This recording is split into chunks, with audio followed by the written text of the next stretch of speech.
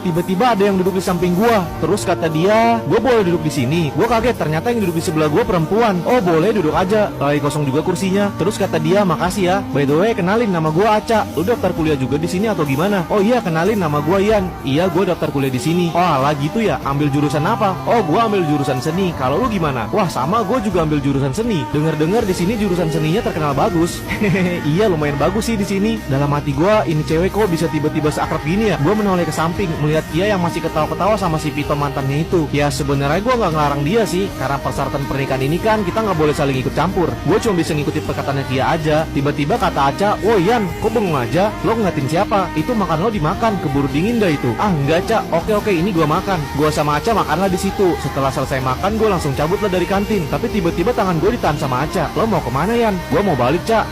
Gue boleh minta sosmed lo yang bisa dihubungin nggak?" Gue langsung kasih lah, "Makasih ya Ian, semoga kita bisa akrab ya." Dalam hati gue, bejir ini cewek kenapa dah? Gue langsung ninggalin Aca begitu aja. Sepanjang koridor kampus, gue melihat orang-orang duduk membaca buku dan ada juga yang ngobrol sama teman-teman mereka. Gak lama gue sampai juga di mobil. Gue nungguin dia buat balik, tapi kenapa dia nggak nongol-nongol juga tuh? Akhirnya gue telepon lah, tapi tiba-tiba yang angkat malah Vito. Kata Vito, "Halo, ini temennya Kia yang tadi ya? Kianya balik sama gue, biar gue antar ya." Gue nggak ngejawab dan langsung mematikan telepon itu. Bisa-bisanya HP Kia dipegang sama orang lain. Nggak mau mikir, gue langsung aja balik ke rumah ninggalin Kia, karena dia bakal diantar pulang sama mantannya itu. Karena Kia bakal diantar pulang sama mantannya itu, jadi gue langsung pulang aja. Di dalam perjalanan gue mikirin Kia terus. Bisa-bisanya dia milih sama mantannya itu daripada sama gue yang suaminya. Tunggu aja di rumah tuh orang, nggak bakal gue tegur. Sebelum gue pulang, gue hampir ke tempat mie ayam langganan gue, karena lapar banget. Padahal kan baru makan tadi tuh di kampus. Nah sampai gue di tempat mie ayam, ternyata ada Aca di sana. Terus kata Aca, "Wah Yan, kok bisa lu di sini?" "Iya Ca, di sini tempat langganan mie ayam gue." "Wah sama dong Yan, emang sih di sini enak banget." Gue yang awalnya mau makan di sini tiba-tiba berubah pikiran karena ada Aca. Udah pas dia ngajak ngobrol gue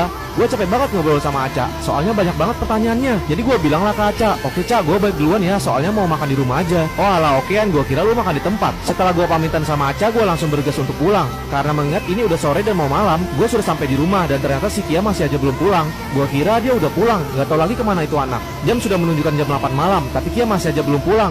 Gue dari tadi telepon Kia, tapi gak diangkat juga. Akhirnya gue keluarlah untuk mencari dia. Gue khawatir banget sama dia. Gue keliling-keliling mendatangi tempat yang biasa Kia datangi. Gue juga gak tahu nomor si mantannya itu. Tiba-tiba hujan deras banget. Gue yang pakai motor mencari Kia akhirnya kebasahan. Gue nggak tahu kalau bakal hujan. Kalau tahu gini gue bakal pakai mobil. Udah berjam-jam gue mencari Kia dan telepon gue juga nggak diangkat. Dan akhirnya gue memutuskan untuk pulang. Sampainya gue di rumah dengan basah kuyup, gue melihat Kia dan Vito di depan pintu rumah gue. Mereka berdua melihat gue dengan basah kuyup. Gue yang khawatir sama Kia, tapi Kia malah bilang, "Yan, kamu ngapain ke rumah aku malam-malam gini?" Gue tahu maksud dari Kia. Nanti mantannya si Vito itu ngira kita tinggal bareng. Gue semakin kecewa sama Kia.